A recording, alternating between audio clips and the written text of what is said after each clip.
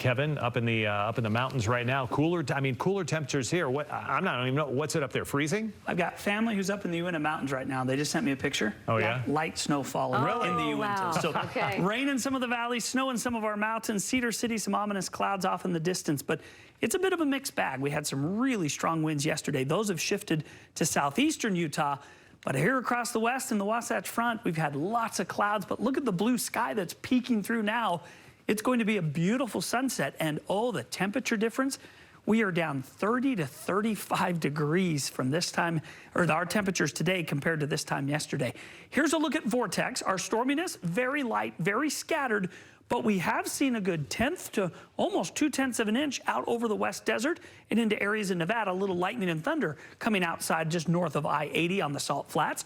As you slide into southern Utah, we've had a decent little fetch of moisture, mostly west of I-15, but that's what I just showed you on the cameras in Cedar City. Looking back to the southwest, some ominous clouds also off to the west of St. George this afternoon. Our temperatures, 50s, low 50s at that, and it goes all the way from Logan south to Provo. We pick up 60s in Price. The front has never made it to Moab yet, so the wind's still whipping over the southeast, and it's 81 in St. George, or in Moab. 70s though for Cedar City and St. George. Excuse me, 70s in St. George, 50s in Cedar City, definitely cooler across the western border. So as you look at what's happening, the satellite and radar diagramming the low pressure center that was connected to the front that came through last night, it's diving into Nevada. There's a secondary little low that's forming in areas in Idaho. Both are going to be a player in our pattern.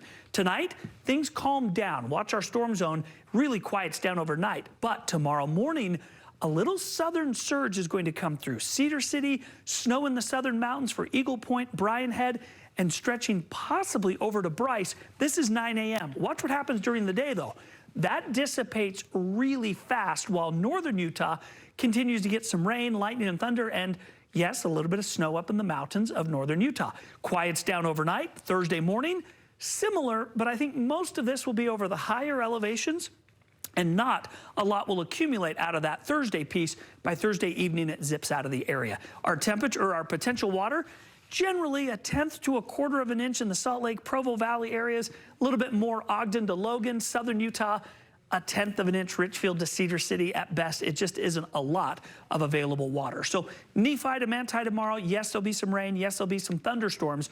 Overnight, we'll see a little surge go through Cedar City, Panguitch, and up into the mountains, but that will wane pretty quickly tomorrow morning. The majority of the day tomorrow will be mostly cloudy skies over most of southern Utah. St. George will be the exception, mostly sunny and 76. 80s through Saturday, cooler on Sunday with a chance of some thunderstorms, and then we're back to the 70s and 80s by Monday, Tuesday. Northern Utah tomorrow, very active. Lightning, thunder, rain around, temperatures stay cool, only in the 50s for highs. Salt Lake, 43 in the overnight, 58 in the afternoon. And the 7-day forecast, we stay pretty active tomorrow and even a little bit into Thursday morning. Friday, it's fine, but then Saturday into Sunday into Monday, we do it all over again. So pretty active weather pattern setting up, and a lot cooler than normal temperatures in that 7-day. There's only one 70-degree day, which that's our average. So yeah, it's funny when you get used to the warmer temperatures, you go back down. Yes, it is. Harsh. Yeah. All right, thanks, Kev. You bet.